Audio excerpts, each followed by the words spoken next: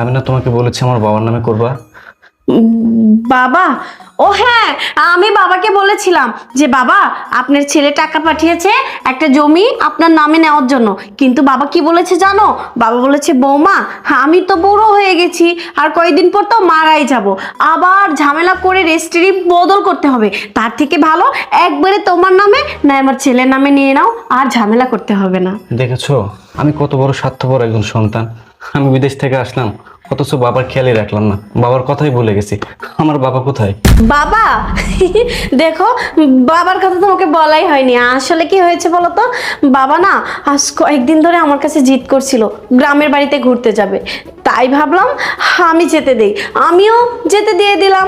দেখো নূপুর, তুমি কাজটি ঠিক করোনি। বাবা তো অনেক অসুস্থ, তুমি তো নিজে বাবার সাথে যাইতে পারতা, তাই না?